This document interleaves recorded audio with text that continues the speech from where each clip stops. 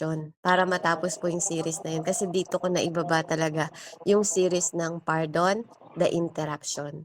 Amen? So yung about sa faith, yung about sa bulag, yung about sa isang pinuno, 'di ba, ng mga sundalo na lumuhod kay Jesus Christ, 'di ba po, na humingi ng tulong tungkol sa kanyang anak, tungkol sa babae na dinudugo na akala natin, 'di ba, parang feeling natin ano ba pupunta na nga lang siya sa bahay, 'di ba, ni Jairo, haharangin pa siya ng isang babae.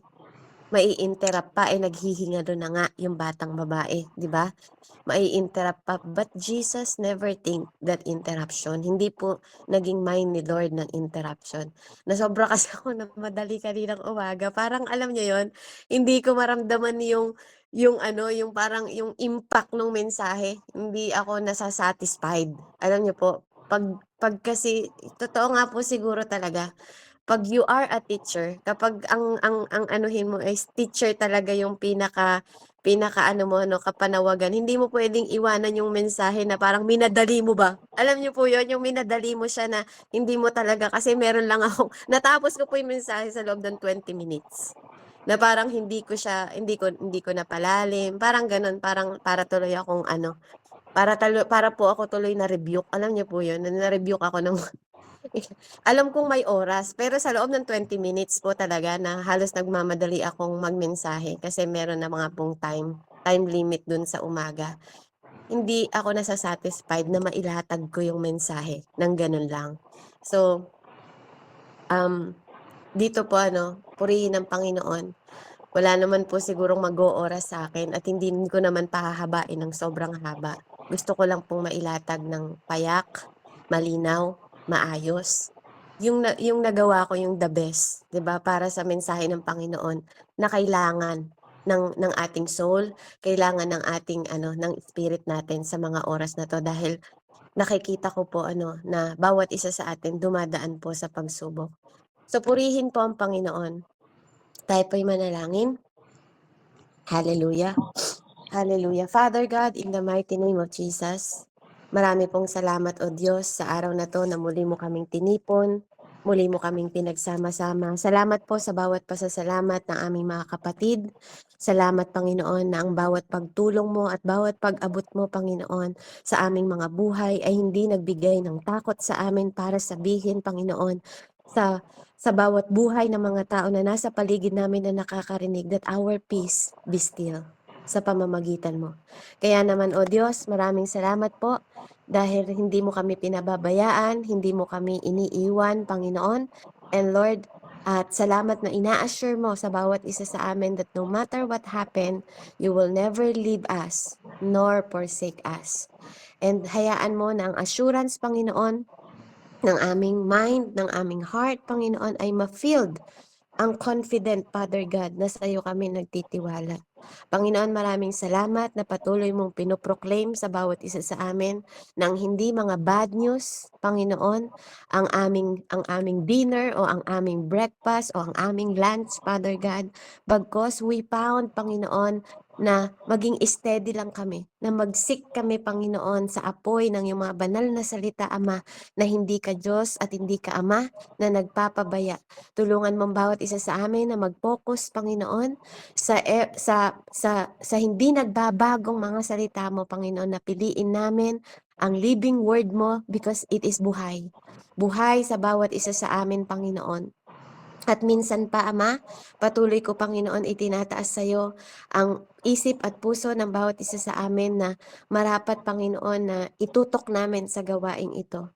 Hayaan mo na ang iyong mga salita ang magkaloob sa amin, Panginoon, ng tapang at hindi ang takot, Panginoon, na magbigay ng way sa amin, Panginoon, sa upang dumaloy sa aming mga puso, Panginoon ko, ang iyong salita.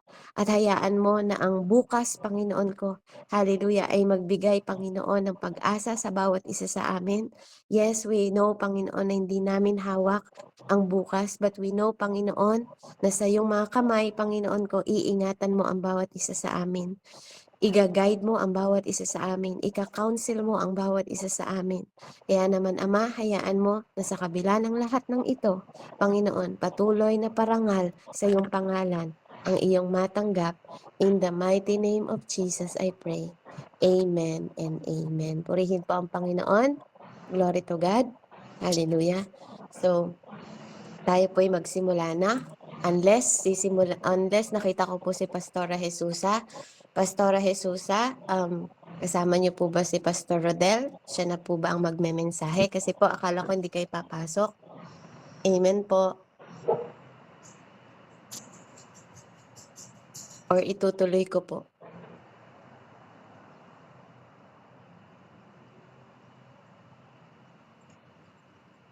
Hello po. Okay, kaya niyo. Okay na po? Kayo na po ang magtuloy, Pastor? Akala ko po kasi hindi kayo darating. Biyaya ni Lord at okay na po. Makikinig na lang po ako. Kung may Kasi nakahanda po kayo, Pastor. sige po. Okay. Kanina kasi tawag dito, nagjo-join ako. Siguro dahil sa tinignan ko tong cellphone ko, halos hindi makapasok gawa ng marami naka-download. Opo. Amen. Sige po, kung meron na po kayo, ako po ang makikinig sa inyo, Pastor, at hindi kayo ang makikinig sa akin. Praise the Lord. Purihin ang Panginoon. Sige po, maraming salamat po sa buhay niyo po, aming missionary. Ayan, napakabait at napakabuting lingkod ng Panginoon. Praise God. Yan, sige po, isang mapagpala at pinagpalang gabi sa ating lahat. Praise the Lord. Ayan, at gusto ko munang batiin lahat ng kasama natin sa platform bago tayo mag-start. Praise God. Ayan, magandang gabi po, Nay Andrea. Isang mapagpalang gabi. Blessed evening po, Brother Yolando. Sister Selena, good afternoon, good morning. Ayan, ingat po kayo dyan sa Middle East. Ayan, gabayan po kayo ng Panginoon. Amen. Ayan, kay Brother Fred, magandang gabi po, Brother Fred. Brother Raymond, gandang gabi. At maging kay Sister Ludivina, ayan, magandang gabi po. At sa aking may bahay, ayan, nasa tabi ko, ayan, magandang gabi. At siyempre sa ating missionary na napakabait, ayan, praise God. Very anointed na lingkod ng Panginoon, Ma'am Beverly, ayan, magandang umaga po dyan sa Amerika, umaga. Amen, praise God. So ngayong gabi po, tayo po ay dadako na po sa word ng ating Panginoon. At ang ating pong key verse ay sa aklat po ng Colossians chapter 1 verse 16. Sabi po dito, Colossians chapter 1 verse 16, sapagkat sa kanya nilalang ang lahat ng mga bagay sa sangkalangitan at sa sangkalupaan, na mga bagay na nakikita at mga bagay na di nakikita, maging mga luklukan o mga pagsakop o mga pamunuan o mga kapangyarihan, lahat ng mga bagay ay nilalang sa pamamagitan niya at ukol sa kanya. Purihin po ang Panginoon sa pagkabasa ng kanya pong mga salita. Tayo po'y manalangin. Dakila at makapangyarihang Diyos, sa pangalan ng aming Panginoong Hesus at sa patnubay ng iyo pong banal na Espiritu, Panginoon, marami pong salamat sa gabing ito, sa oras na ito, Panginoon. Salamat, O God, na kami ay patuloy na ginagabayan mo, iniingatan mo. Salamat, O God, na patuloy mo kaming binibigyan ng grasya, Panginoon, at kahabagan. Salamat sa unconditional love mo sa amin, O God. Salamat, Panginoon, na kami ay patuloy na malaya po ngayong gabi na mga mag-aaral ng iyo pong mga salita. Dalangin ko pong patuloy kang mangusap, O God, sa buhay, sa puso ng bawat isa na narito, Panginoon. Dalangin ko, Panginoon, na malaya ka, O Diyos, na kumilos sa makapangyarihan mong kaparaanan sa aming pong kalagitnaan. Dalangin ko ang wisdom, knowledge, understanding na mula sa iyo, sa iyong mga salita, Panginoon, na upang ito po'y malaya po naming maunawaan, O God. Mananatili pong bukas ang aming puso at isipan na upang ang iyo po araw po ng aming buhay. Salamat po ng maraming Panginoon at tunay nga Lord God na ngayong gabi, kiniklim po namin, nire-receive namin ang katagumpayan po ng iyong gawain hanggang sa kami matapos. Maraming salamat Panginoon. Ibinabalik ko po ang pinakamataas na papuri, pasasalamat, parangal at pagsamba. Ito pong aking panalangin sa pangalan po ng aming Panginoong Jesus. Amen! Praise God! Hallelujah! Salamat sa ating Panginoon sa gabing ito. At ayan po, gusto ko po na mangusap sa paksa po ng ating talakayan ngayong gabi, the preeminence of Christ. Amen. Yung preeminence po dito, sabi po kasi dito sa ating K-verse na sapagkat sa Kanya nilalang ang lahat ng mga bagay, sa sangkalangitan, sa sangkalupaan, sa mga bagay na nakikita at mga bagay na di nakikita, maging mga luklukan o mga pagsakop o mga pamunuan o mga kapangyarihan, lahat ng mga bagay ay nilalang sa pamamagitan niya at ukol sa Kanya. Dito po, sinasabi po ng ating pong key verse, yung kahalagahan ng ating Panginoon na lahat ng bagay ay nilikha ng Panginoon. Lahat ng bagay nilikha na ukol sa Kanya. Maging sa, kung ibig ko pong sabihin is, lahat ng anong mang mayroon tayo, maging sa pamunuan, sa mga hindi nakikita, yan po ay para sa Kanya, para sa ating Panginoon. Minsan po may nagtanong po sa akin, siyempre nakikita nila yung mga pinupost natin na lagi nating sinisigaw na ang ating Diyos ay sovereignty, makapangyarihan, walang imposible. Kumbaga, siguro, curious lang siya kasi parang namomotivate na grabe yung belief natin sa Lord. No? Sabi niya, grabe yung pagtitiwala mo sa Panginoon.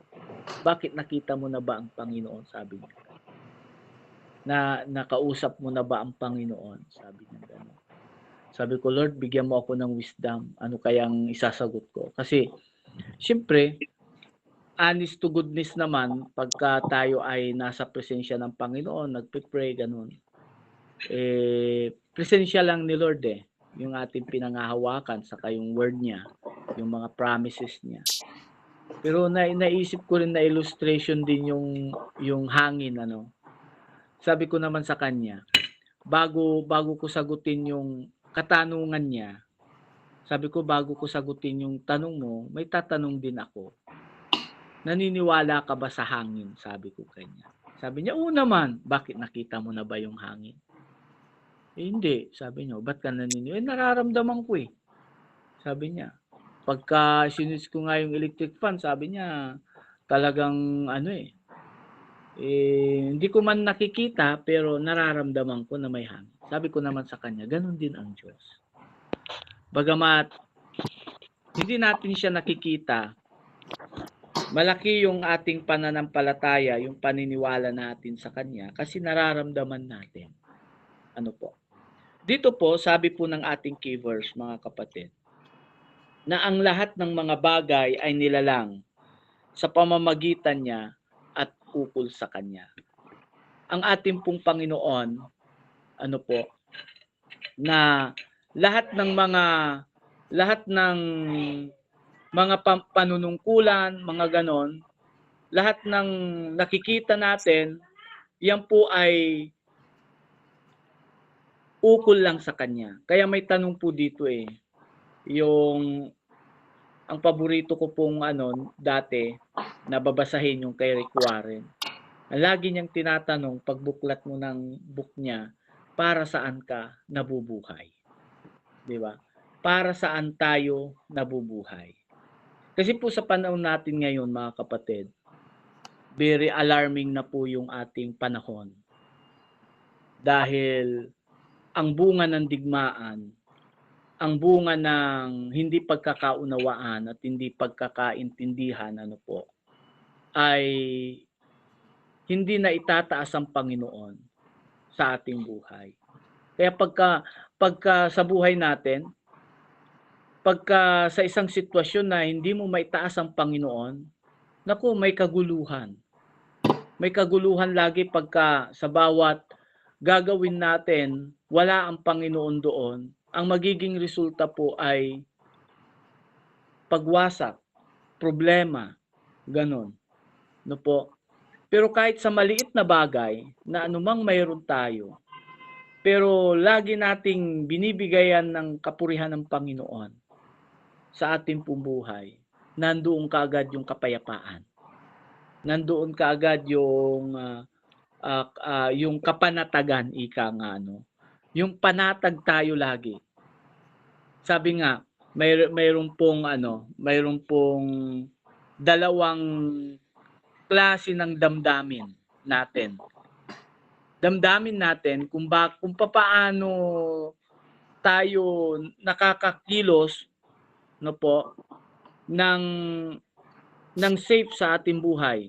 Parang sa illustration ko po sa inyo kasi dito sa Pangasinan marami pong nabibiktima ng suicide. Kaya sinabi kong nabibiktima sila ng suicide kasi ba't sila nagpapakamatay? Hindi nila alam yung ginagawa nila. Naniniwala po ako doon na hindi sila nakarinig ng katotohanan. At ang dahilan kung bakit sila nagpapakamatay dahil sa problema. Pagka-bankrupt sa negosyo. Iniwanan ng love life. Higit sa lahat, na-distumble. Yung nagtampo. Kailan lang, biruin niyo po yun, 21 years old na lalaki, pinagalitan lang ng nanay, ng tatay niya. Nagulat sila, nakasabit na yung leeg niya. Mayroon din pong elementary lang, ay hindi lang na-appreciate yung kanya pong ginawa. Ang kanyata doon parang napahiya ata siya kasi mababa yung grade niya. Parang gano'n. Pero alam niyo po, nagtangka siyang magpakamatay. Pero ang isa po sa controversial sa akin, yung naibalita na yung isa tumalon talaga umakyat sa poste, then tumalon talaga siya. Pero yung isa naman, umakyat siya sa 5th floor, mataas pong building, during pandemic, tapos tatalon siya. Magpapakamatay siya. Ngayon, pinipigilan siya ng kanyang kapatid na huwag magpakamatay at may mga anak pa siya. Pinipigilan siya. Na-curious ako, bakit magpapakamatay itong tao na to? Pinanood ko sa social media. Then, in-interview nila yung kanyang kapatid, bakit nagpapakamatay yung kuya mo? Sabing gano'n. Kasi natanggal sa trabaho.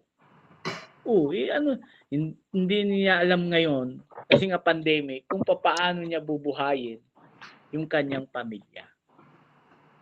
Minsan sa buhay natin, kapag ang lahat ng bagay na mayroon tayo, na hindi kasali ang Panginoon doon, ganun ang mangyayari. Yung isa naman nagpakamatay dito sa amin dahil na-bankrupt sa negosyo. Kasi nga po, ang turing nila sa lahat-lahat ay kanila. At lahat ng mga bagay na mayroon sila, even sa position, maraming nagpapatayan sa government lang, di ba? Sa gobyerno natin ngayon na napakagulo. Ang gulo-gulo ng gobyerno natin ngayon. Alam niyo yung ganoon?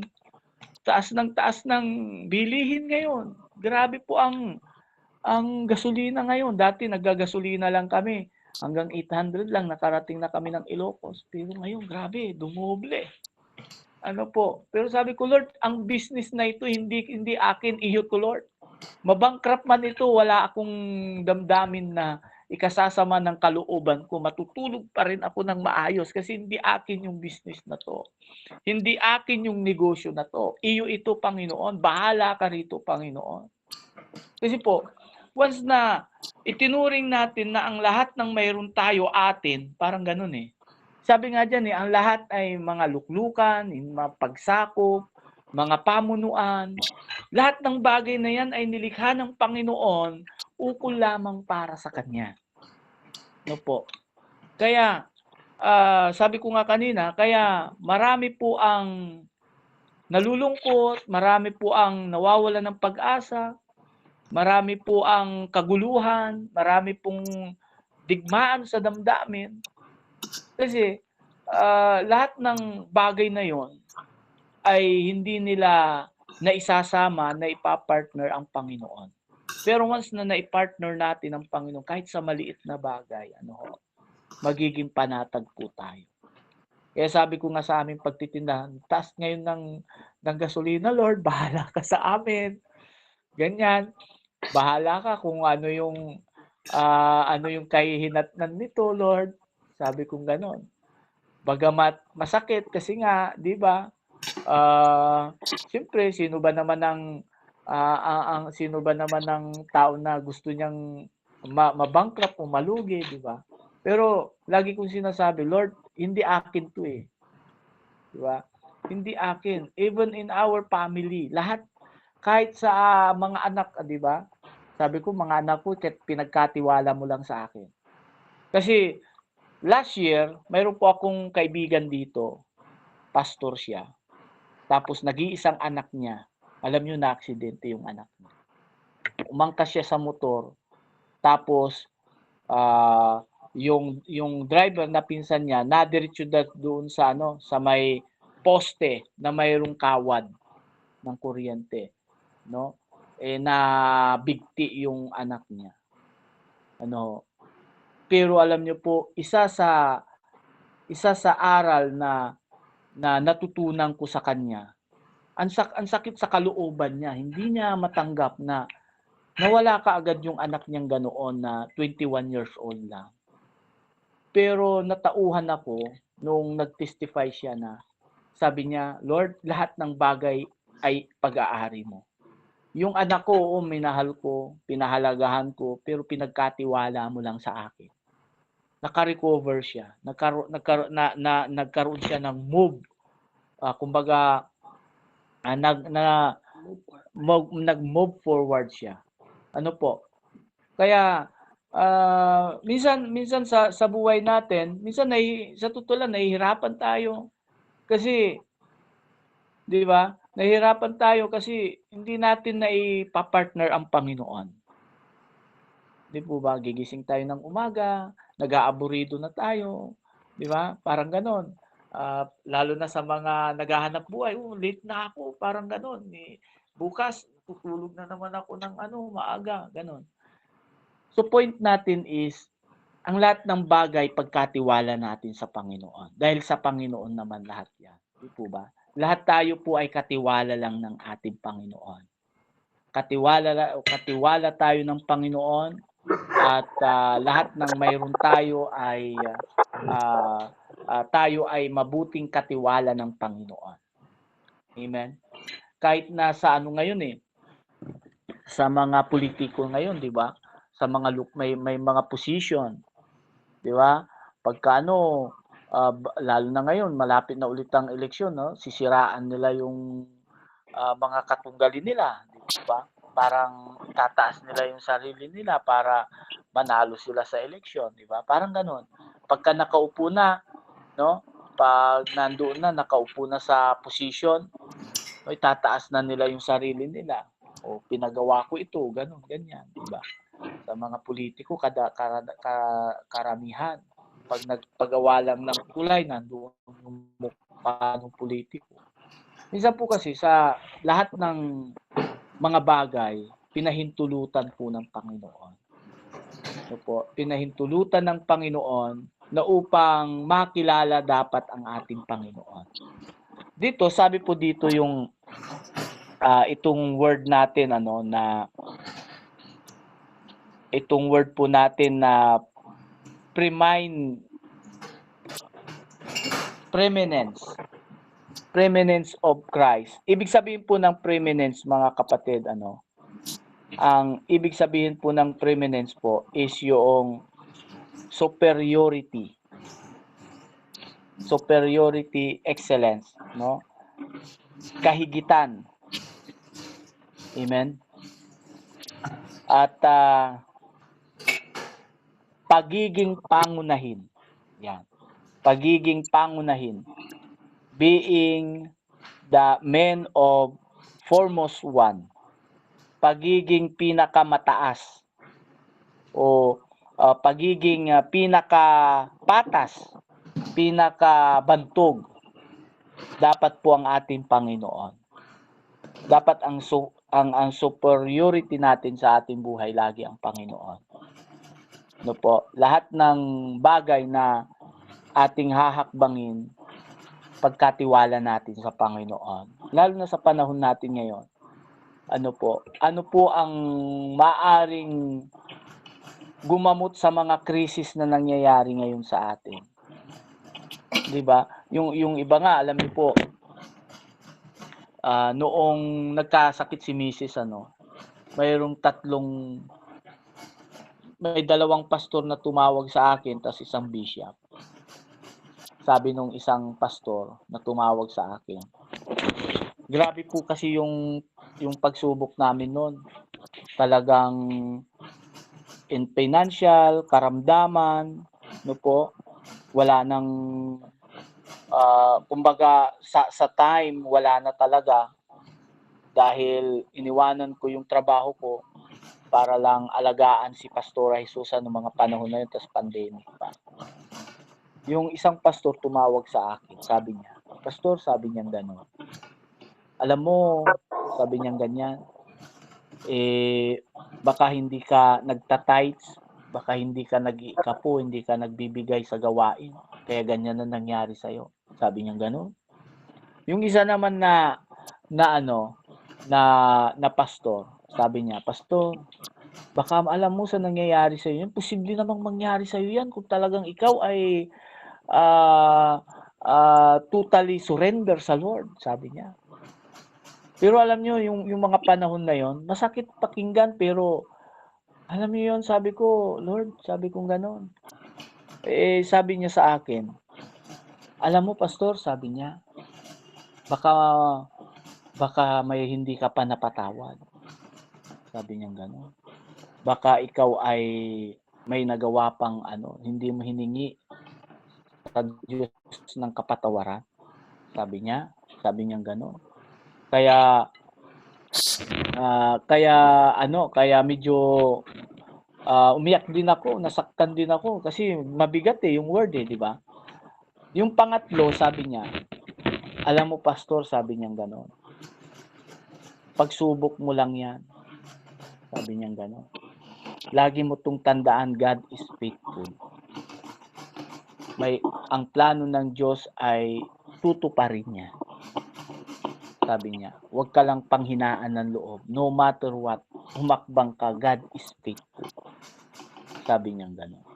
Alam niyo po sa buhay natin na ito, minsan gano'n yung mentalidad ng mananampalataya. Biri, niyayakap nila ng husto. May kilala nga ako, I'm sorry sa word, may kilala nga akong pastor na halos iniwanan na siya ng membro niya, umiiyak siya. Hindi niya kayang tanggapin kasi yung buhay niya inihandog niya sa Diyos. Sa kanyang sama ng loob, ayun, inatake siya. Minsan, alam niyo po, sa buhay natin na ito ay ano man ang mangyari po, basta't alam natin na ang lahat ng bagay ay ibinigay na natin sa Panginoon at laging sa Panginoon, lagi tayong panatag. Amen? Laging nandoon tayo sa kapayapaan ng pag-iisip. O di ba? Lagi tayong panatag, payapa ang ating isipan. Mayroon din akong nabasa sa post. Suppose na, hallelujah, yung mag-asawa, ano po, araw ng Sunday, ang kanilang anak ay nasa critical. Yung critical, 50-50 yung kanilang anak at maaaring patay na. Kaya umiyak silang mag-asawa. No, nagti-testimony. Inuna namin ang Panginoon, nandito kami sa church kasi ang anak namin ay baka pag-uwi namin patay na siya. Sabi nilang dalawa. Pero nung umuwi sila, buhay yung kanilang anak. Nung iniwanan nila, yung testimony nila, iniwanan nila, patay na yung bata. Araw ng Sunday, kaya inuna nila ang Panginoon sa kanilang pagsamba. Umiiyak sila, umahagulgol sila. Maraming ang Kristiyano, pag araw ng libing, Sunday pa. Dami pang araw, di ba? Pero mga kapatid, ang point po is, kung ang lahat ng bagay na mayroon tayo sa buhay ay para sa Panginoon, mayroon kang kapayapaan sa puso. Amen? Mayroon kang kapanatagan sa buhay. Kahit maraming krisis pa, kahit na patuloy na magtaas pa yung mga gasolina na yan, patuloy pa magtaas pa yung mga bilihin na yan, hanggat ang lahat ng bagay ay iniuukol mo para sa Panginoon at ibinibigay po natin para sa Panginoon, hindi po magpapabaya ang Panginoon no matter what. Amen? Kahit na anong sitwasyon na mayroon tayo, minsan nga po anong dahilan ba't pumupunta tayo sa church? Yan. Minsan, pumupunta tayo sa church dahil may kailangan tayo sa Lord. Given na yon. Pumupunta tayo sa church dahil mayroon tayong prayer request sa Panginoon, pangangailangan din sa Lord. Gusto natin pumunta sa church dahil gusto natin mag-serve sa Panginoon. Pero ang pinaka-the best, kaya tayo pumupunta sa church dahil para ipagdiwang ang kabutihan ng Diyos sa ating buhay. Di ba? Celebrate. Alam niyo po, ang pagpunta natin sa church is celebration. Kaya masaya tayo, naglulundagan tayo. Alam niyo, nung pinapanood ko po nung nandito kayo, mga kapatid, napapaluha ako. Grabe yung saya natin sa praise and worship. Diba? At grabe yung pagdiriwang natin. Bagamat maraming mga gastusin si Ma'am Beverly, kahit na maraming suliranin tayong lahat, di ba? Kahit na malayo pa pinanggalingan ng bawat isa sa atin, grabe yung celebration natin kay Lord. Di ba? Hindi natin iniisip yung mga expenses, di ba? Hindi natin iniisip yung kapaguran ng bawat isa, di ba? Hindi natin iniisip yung sorry sa word, yung kapakinabangan ng bawat isa, di ba? Ang iniisip natin, maipagdiwang ang Panginoon, mai-celebrate natin ang kabutihan ng Panginoon. Yun ang totoong pagpunta sa church. Dahil ang paglilingkod po sa Panginoon, pagpalain ka, hindi, maglilingkod ka talaga sa Lord. Di po ba? Lalo na pagka nasa sitwasyon ng may karamdaman. Lord, pagalingin mo ako, hindi, maglilingkod ako sa iyo, Panginoon. Pero hindi papayag ang Panginoon na hindi kanya pagalingin. Di ba? Mas dabis po yung word na, Lord, kahit hindi mo ako pagalingin, bahala ka sa akin, basta ako maglilingkod sa iyo, Lord. Kaysa naman yung, Lord, pagalingin mo ako para maglingkod ako sa iyo. Di ba? Pagalingin mo ako, Panginoon, para sumunod ako. Paano pag di ka na pinagaling? Di wala na. Pero alam niyo po, tinitingnan ni Lord yung word niya na ito na ang lahat ng bagay ay nilikha ukol lamang sa Kanya. Ukol lamang sa ating Panginoon. Amen? Para lamang lahat yan sa ating Panginoon. Kaya anumang sitwasyon, area ng ating buhay, gusto lang i-remind ni Lord sa buhay natin na kinakailangan lagi natin siyang maitaas sa buhay natin, maparangalan sa buhay natin. Kasi hangga't hindi natin na ibibigay talaga yung parangal, yung kapurihan sa ating Panginoon, nandoon po yung kabagabagan. Di ba? Nandoon yung kabagabagan. Kaya nga sabi sa aklat ng Isaiah chapter 50 verse 15, sa oras ng kabagabagan, tumawag ka sa akin at iyong luluwalhatiin ako. Di ba? Kaya dumarating ang bagabag, dumarating po ang kasumakitan once na hindi po nagiging kabahagi ang Panginoon sa bagay na yun. Dumarating ang pressure sa buhay natin once na hindi natin na i-handle o na ipagkakatiwala sa Panginoon ang lahat ng bagay na yun. Pero once na pinagkatiwala po natin sa Lord ang lahat-lahat, Amen. Lord, I'm okay. Okay na ako, Panginoon. Naranasan nyo na ba yung may problema, yung matinding problema, na yung problema na yun, no? Ang hirap mong i-share dahil baka ischismis ka, di ba? Minsan, naranasan nyo na ba yung problema na wala ka nang malapitan, wala ka nang mapagsabihan ng iyong problema? Pero once na inumpisahan mo sa pamamagitan ng ating Panginoon, na iukol lahat sa Kanya, sabihin lahat sa Kanya, ibigay lahat ng yung mga kabigatan, trials natin sa Panginoon. That time, after noon, Lord, I'm okay na ako. Dahil sinabi ko na lahat sa iyo, Panginoon. Di ba? Wala pong problema, trials na hindi kayang solusyonan po ng ating Panginoon. Ang gusto lang ng Lord sa buhay natin, lagi lang natin siyang may taas, mapapurihan sa buhay natin. Kaya nga yan yung sinabi ni Apostol Paul sa aklat ng Galatians, na huwag kang magsawa sa paggawa ng mabuti. Hanggat may pagkakataon gumawa ka ng mabuti, huwag kang magsawa. Di ba? Kasi ang paggawa ng mabuti hindi magbubunga ng masama. Kasi po, once na ang isang Kristiyano nagsasawa siyang gumagawa ng mabuti kasi lahat ng ginagawa niya hindi para sa Panginoon actually. Di po ba? Kapag humahayo tayo, nag-evangelism tayo, humahayo, lahat ng effort ay gagawin natin, pero ginawa natin tapos walang in return na mararamdaman tayo, di ba? Parang masakit, di ba? Parang teka, hindi niya na-appreciate yung ginawa ko, di ba? Parang ganun. Di po ba? Pero kapag lahat ng ginawa natin para sa Panginoon, lahat ng bagay ay iniukol natin sa Panginoon. Hallelujah. Once na nagbalik yan ng in return para sa iyo, sasabihin natin, purihin ang Panginoon. Sa Diyos lahat ng papuri. Sa Diyos ang pasasalamat. O di ba? Hallelujah. Nandun agad yung kagalakan. Nandun agad yung alam niyo yon, nandoon agad yung joyful sa puso. Kaya lahat ng gawin natin para sa Panginoon. Hindi natin ginagawa iyon. Hindi natin ginagawa ang lahat ng bagay yun para sa Kanya, hindi para sa Panginoon. At kapag Diyos po ang gumanti at nag-bless sa ating buhay, hallelujah, amen, talagang pagpapala. Amen? Yung mabago lang yung mindset natin, mabago lang yung buhay natin, yung damdamin natin para matuon sa Panginoon is napakalaking blessing na po. Sabi nga sa akin nung isang bishop, noong naka-recover na si Pastor Isusa, sabi niya sa akin, Pastor, sabi niya sa akin, may tanong ako sa iyo. Sabi ko, ano po yun? Paano pag hindi pinagaling ng Panginoon si Pastor Isusa, namatay siya? Sabi niya, miracle worker pa rin ba ang Panginoon sa'yo? Of course, sabi ko.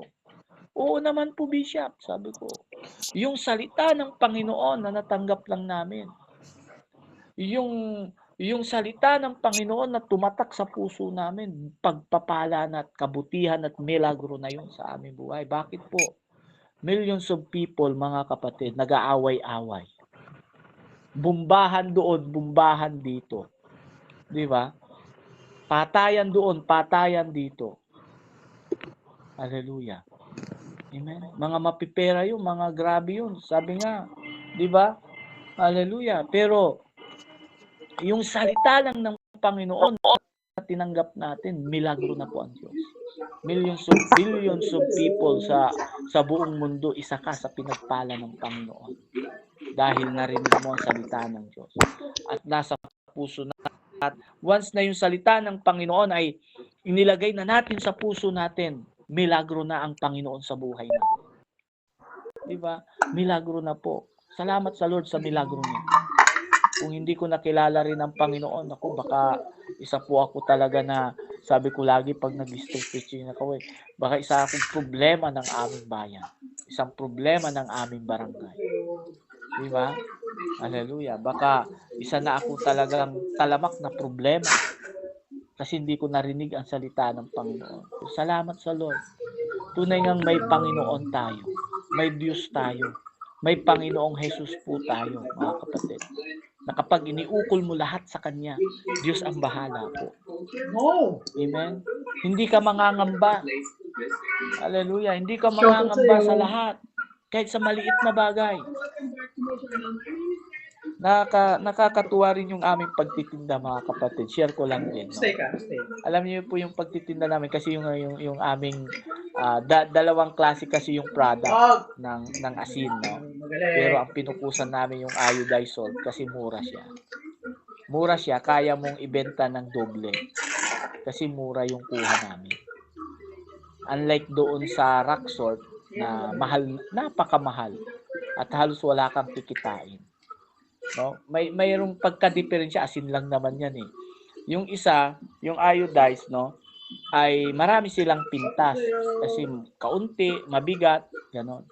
Ay yung rock salt, mabuhaghag siya kahit nga ano yun eh, kahit nga lata-lata ang pagsukat mo dun, panalo ka eh, parang ganon. Isanay sila sa ganon. Pero sabi ko, Lord, itong pagtitinda namin na ito ay ikaw yung may-ari nito, Lord, sabi ko gano'n. Purihin ang Diyos.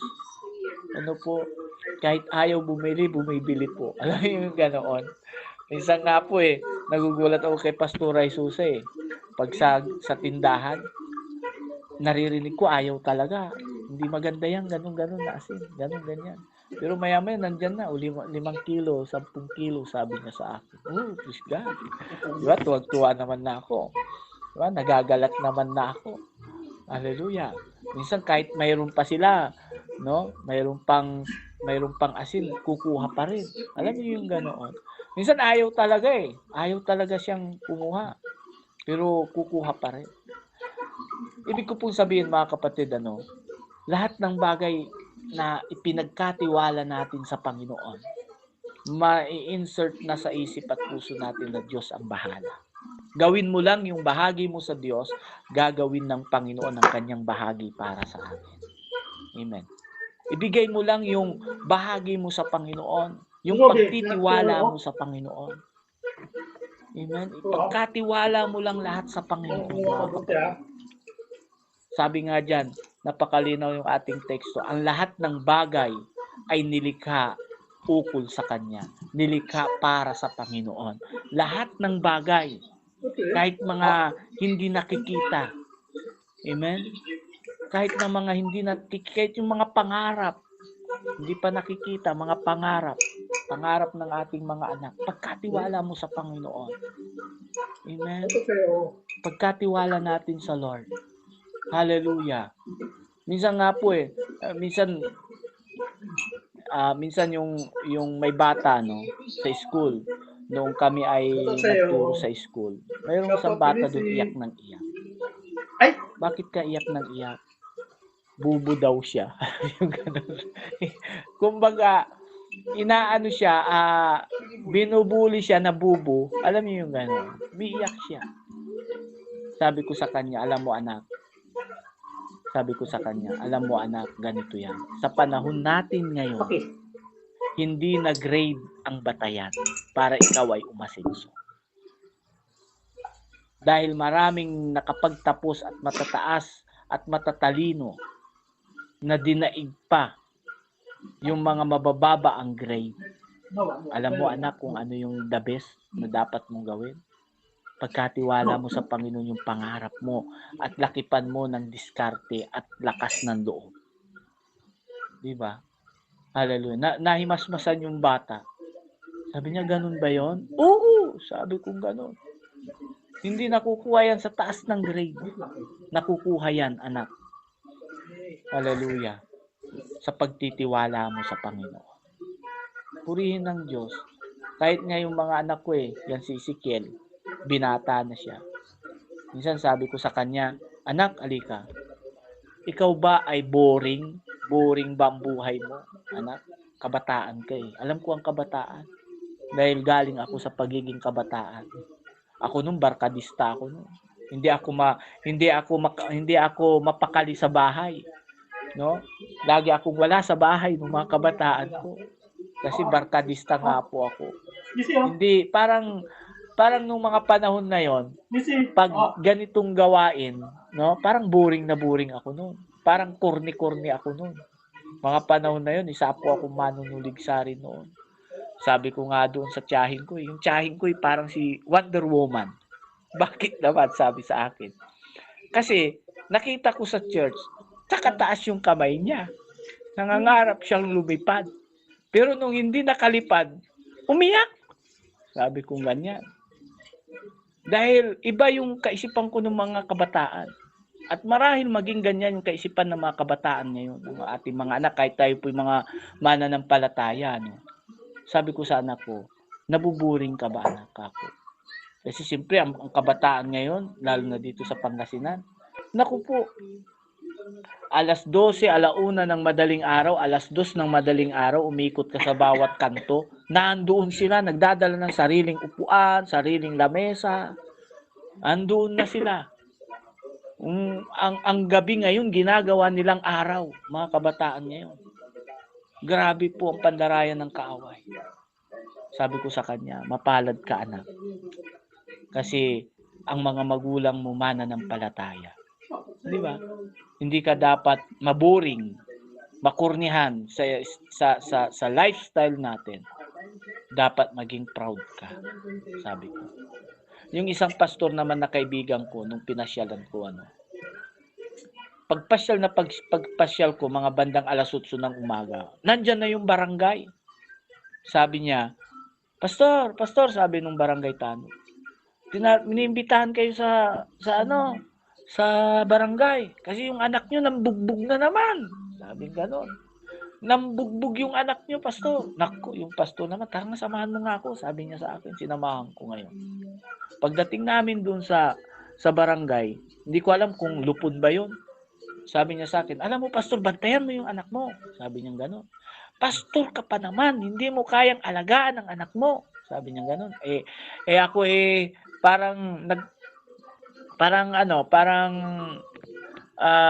hindi naman nagpanting yung tainga, parang gusto kong sumagot. Sabi ko, Sir, tika po. Hindi nyo ba alam niyang pinagsasabihan nyo yung pastor? Pasalamat nga tayo, sabi ko, na pastor po yan. Yung tatay niya, pastor. Yung tatay niya, mananampalataya. Paano pag hindi mananampalataya yan? Baka mas grabe pa ang ginawa niya ng anak niya. Di ba? Sabi kong gano'n. Pasalamat tayo, yung Kristiyano yan, mananampalataya yan. Minsan kasi, sa buhay natin, minsan maraming itinuturo ang Panginoon sa atin. Amen? Minsan marami po siyang ipinapaunawa sa ating pong buhay. Hallelujah. Lagi nating tandaan po, mga kapatid, na ang ating Panginoong Jesus, ang superiority, amen, ang ating Panginoong Hesus ang dapat na pagtalagaan natin ng ating buhay. Amen. Dapat na pag-ukulan natin ng buhay natin. Kasi kung iniukol natin ang ating tiwala sa iba, magkakaroon yan ng magkakaroon ng digmaan. Pag iniuukol natin ang lahat, kailangan ipag-iukol natin ang lahat para sa Panginoon.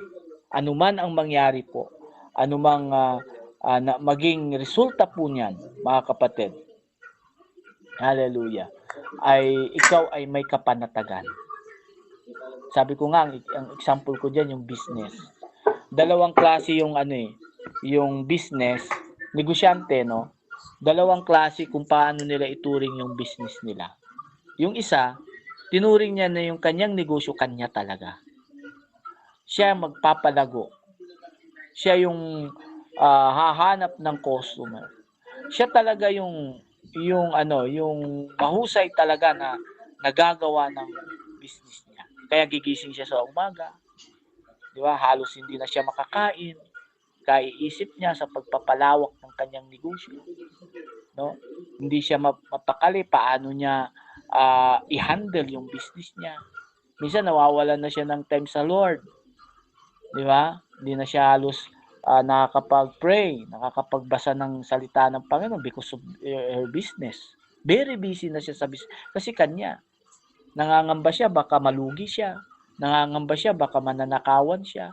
Nangangamba siya, gigising siya sa umaga para alam niyo para i-prepare, i-ready yung kanyang halos lahat ng oras niya ginamit na niya sa business niya, tinutok niya sa negosyo niya talaga. Kasi kanya yung business niya, no? At hindi nagiging bukas ang kanyang palad kasi nga kanya yung negosyo eh. Sasabihin niya, magnegosyo ka rin, maghanap buhay ka rin. Di ba?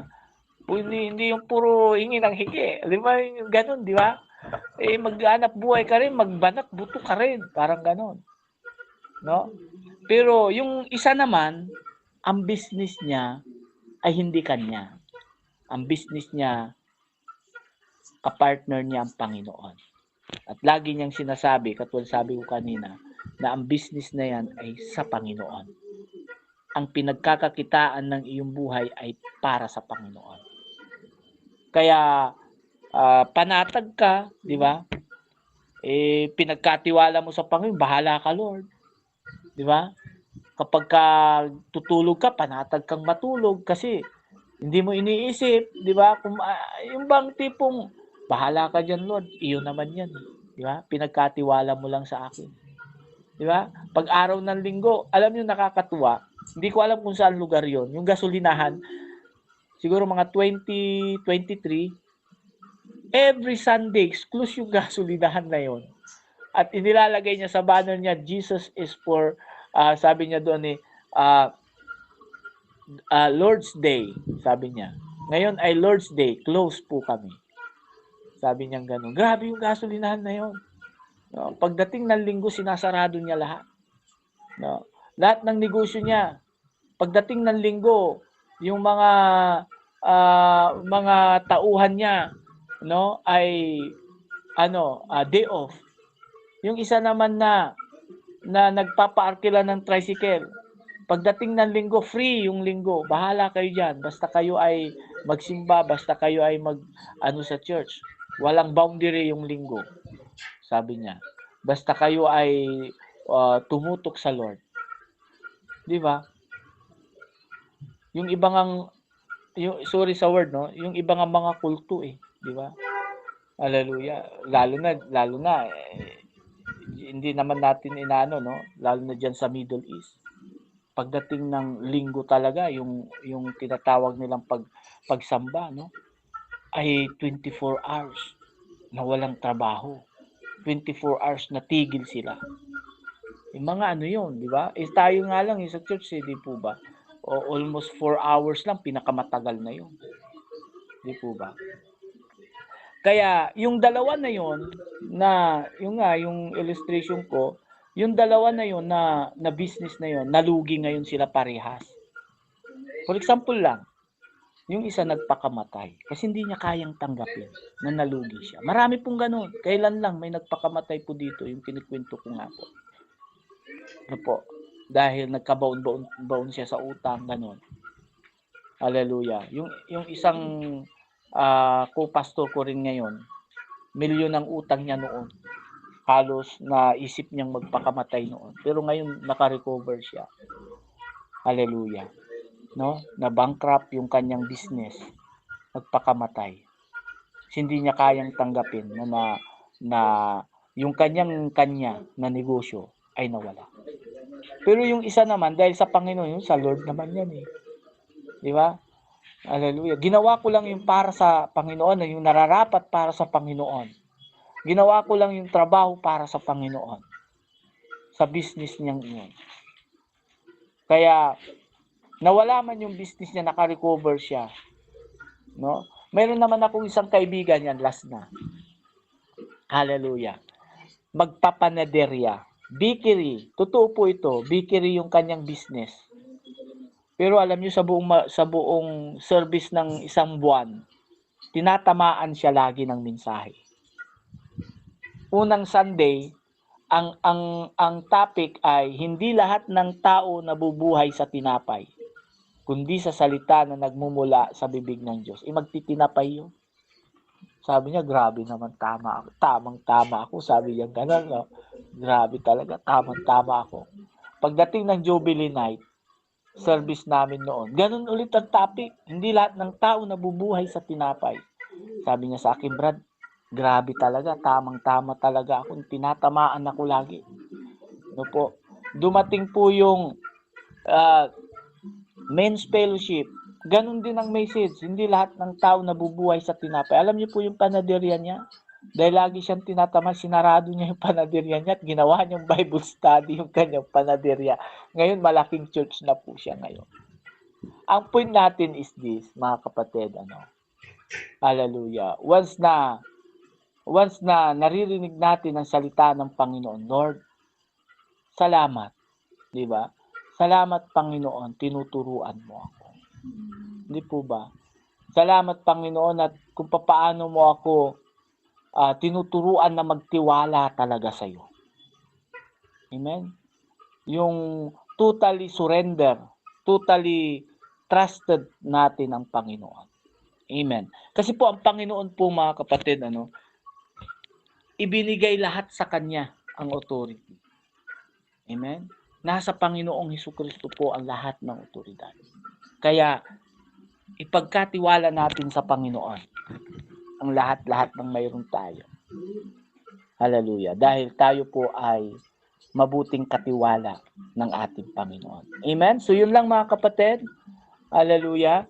At alam ko po na marami po kayong mga rema yan, dito sa ating pong key verse. Alam ko po na mas lalong lalalim ang ating pong talakayan sa salita ng Panginoon. Sa pinagsama-sama po natin pinagsama-sama ng Panginoon na wisdom ng bawat isa po sa atin. Sige po, tayo po'y manalangin. Father God, thank you po sa iyong mensahe, Panginoon.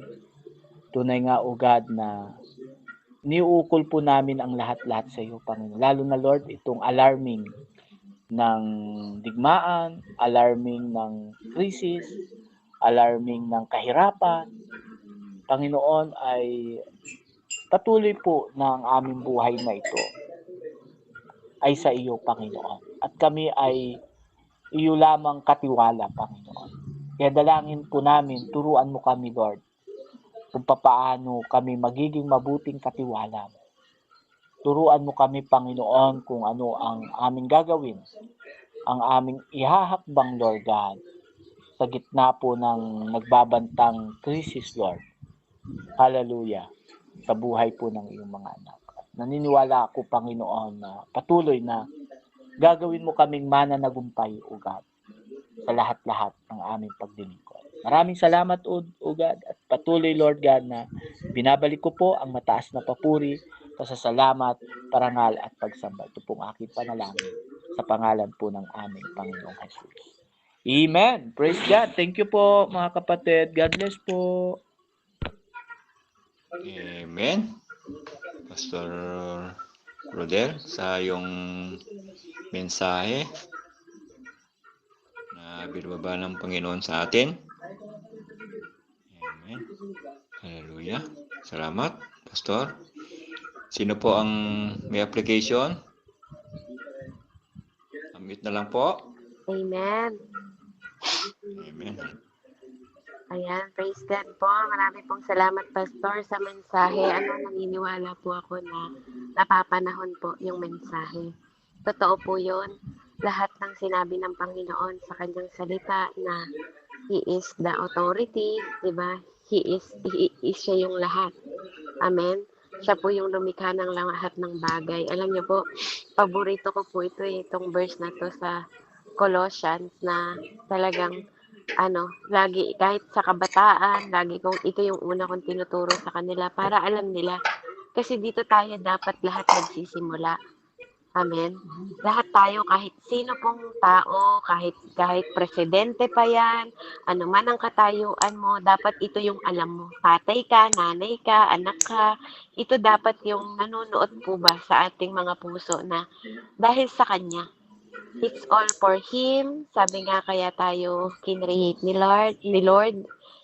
'Di ba? Anumang bagay na nakikita natin, nasa langit man siya, heaven and earth man, 'di ba? Nakikita, visible or invisible, sabi nga ganon. Every authority, amen? Lahat po ng authority, lahat ng nilikha ng Diyos sa pamamagitan niya at para sa Kanya. Kaya napakalinaw po ng salita ng Panginoon, hindi tayo dapat ang i-rule. Amen? Hindi tayo dapat nirurule ng pera, nirurule tayo ng negosyo natin, nirurule tayo ng anak natin, ng pamilya natin, o ng magulang natin. Amen? Dapat po ang Panginoon ang nag-aano sa atin. Nagtuturo po sa atin. Gumagabay sa atin, naglilid sa atin, nag-guide at nagdadirect sa atin. Kasi lahat ng bagay, amen, is para po talaga sa Kanya. Sabi nga kagabi yun sa akin eh. Doon po sa spiritual mentoring, di ba? Sino nga ba tayong tao? Di ba? Ano ba tayong mga tao para mahalin ng Panginoong Diyos? Kahit naman hindi tayo maano sa Panginoong Diyos, Diyos pa rin naman siya, di ba? Nananatili pa rin siyang Diyos. Pero ganun na lang, di ba, yung pagpapahalaga ng Panginoon sa atin. Ganun na lang yung pagmamalasakit niya, ganun na lang yung pagmamahal niya. Kaya napakabuti talaga. Kaya natin masasabing mabuti ang Diyos. Di ba? Kasi whether good and bad, all things work for good. Di ba? Dahil alam natin kung sino yung pinaglilingkuran natin. Di ba?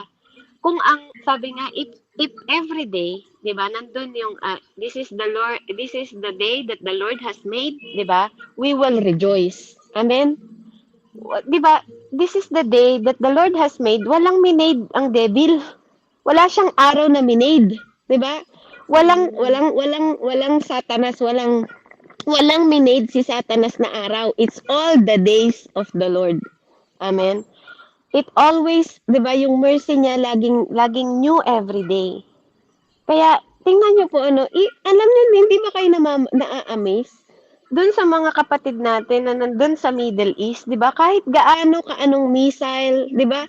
Yung dumadating sa kanila, but because God is in control. 'Di ba? Napakabuti ng Diyos. Even sa place ng Israel, yung covenant ng Panginoon sa Israel mula noon hanggang ngayon, kahit gaano karaming magbomba sa kanila, nananatili yung covenant ng Panginoon. Amen? And ganun din po sa atin.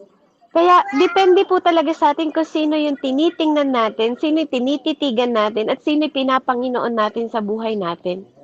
Opo, mahalaga ang pera. Pero pag ikaw ang kinontrol ng pera, yun po yung masama. Amen. Pag ikaw na yung kinokontrol ng hanap buhay mo at hindi mo na kayang tumigil dahil sa mga bagay na mas pina-priority mo totoo, nakakalungkot minsan makita, i-self-check natin sarili natin. Minsan makikita mo, yes, may Diyos. Sa part ng buhay mo, may Diyos kahit mananampalataya ka pa. Pero alam mo po, hindi siya yung number one. Hindi siya yung number one. Nagiging part na lang siya ng life natin but not priority. Kaya napakahalaga. Napakahalaga kasi without God, there's no good thing in life. Without God, di ba po, walang mabuti. Walang mabuti sa isang tao kung walang Diyos. Kaya napakahalaga po na alam natin sana yung ating tunay na priority sa buhay, hindi siya part ng buhay natin. He made us for Him, by Him, and through Him. Amen? Kaya lahat ng bagay na meron tayo, lahat ng gift, regalo, ability, di ba? Din natin na we are just a steward. We are just a steward po. Kaya sabi nga ni Pastor kanina, maging mabuti tayong katiwala. Kasi kung pinagkatiwalaan tayo ng Panginoon sa lahat ng mga binibigay niya sa atin, di ba? Maging magkaroon din tayo ng mataas na tiwala sa Kanya. Kasi alam niyo po, sometimes I think to myself, sinasabi ko, I have nothing before. 'Di ba? But because binigay niya sa akin 'yon, but because God trust me, 'di ba? Kailangan ko rin mag-trust sa Kanya in return. Kasi 'di ba, dati tayong wala. Amen. Sino ba dito dati yung may trabaho ka na automatic? Wala naman tayo niyan, 'di ba? Sino ba dati dito yung may anak na dati? 'Di ba? Wala akong Siana dati, wala akong Shelo, wala akong Angel, wala akong Bien, 'di ba? It's just me. Pero dahil binless tayo ng Panginoon, amen? Wala rin kami dating negosyo. Amen? Pero naniniwala ako na kaya tayo nagpapatuloy dahil alam natin, 'di ba? Na ito ay freely binigay ng Panginoon sa atin. Freely niya tayong pinagkatiwalaan, 'di ba? Kasi alam natin na may isang Diyos din na tumubos sa atin. May isang Diyos din po na nag-bless sa atin. May isang Diyos na nag-provide sa atin. May isang Diyos na nananatili siyang Diyos. Amen? Mananatili po siyang Diyos sa buhay natin kung papahintulutan din natin siya. Kaya, salamat po sa Panginoon. Salamat po sa reminder sa bawat isa sa atin. Huwag lang siyang maging part ng buhay natin. Alalahanin natin siya sa lahat ng panahon, sa lahat ng pagkakataon, mabuti man o mahirap. He is not just part of our life. He is our life. Purihin po ang Panginoon, and to God be all the glory.